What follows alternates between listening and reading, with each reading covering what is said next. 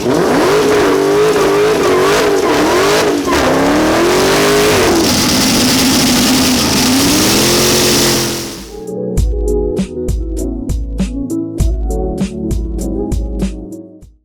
listen to these people, Ricky. You're a winner. You got the gift. Always remember, if you ain't first, you're last. See you when you're grown up. Dad! Go back, Dad!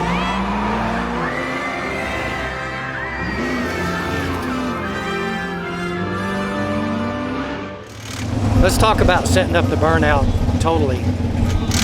What I do is when I approach the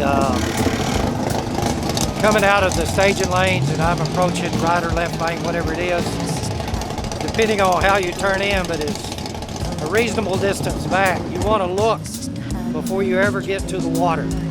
You want to look and be able to line yourself up as you're approaching the water box to where you are in line with the groove, and that's where the black is. That's where the black marks are laid down from the rubber.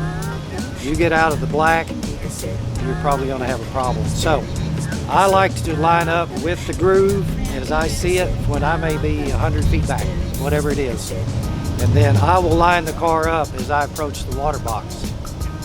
And then I'm going to roll into the water box and wait until they tell us. One other thing I'm going to recommend, I see a lot of people go up to the water box, they instantly spin their tires over, get them wet, and then they move forward, and they haven't been given the okay to do the burnout. Don't do that. Because if you do that on a really hot day and you're just sitting there with your tires wet and you're waiting, and anything happens, the car's slow to stage, anything happens, if you're sitting there, your tires are drying out.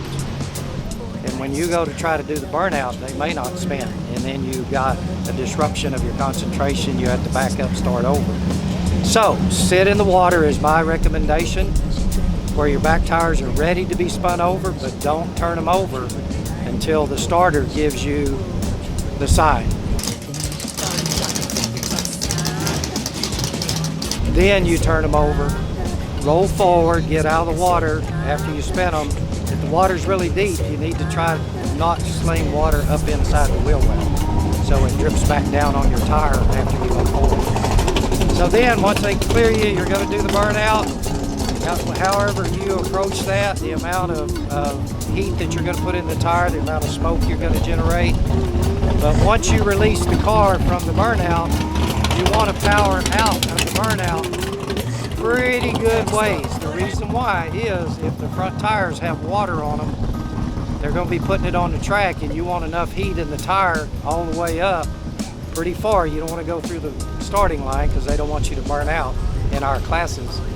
But the purpose is if the tire gets wet following in the track of the front tire, there's enough heat that the water should go and just evaporate. So you want to be lined up on the groove, stay lined up with it, you power out of the burnout, and stop short and be sure you're happy with your alignment with the groove, and make sure your car's straight. Because a lot of times I see cars that aren't quite straight, and that can be the difference between winning and losing if you're a little bit off kilter from being parallel to the track.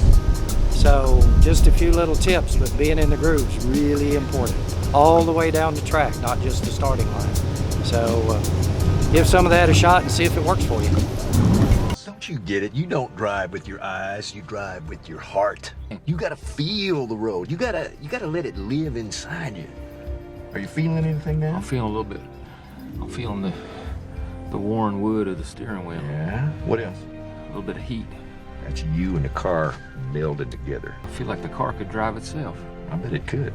Yeah, boy. All right, so drive.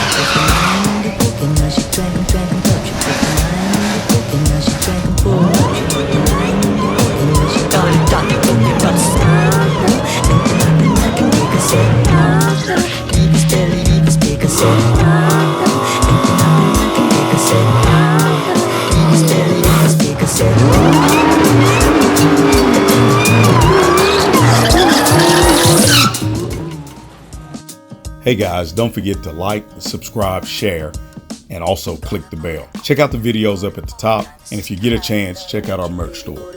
Peace.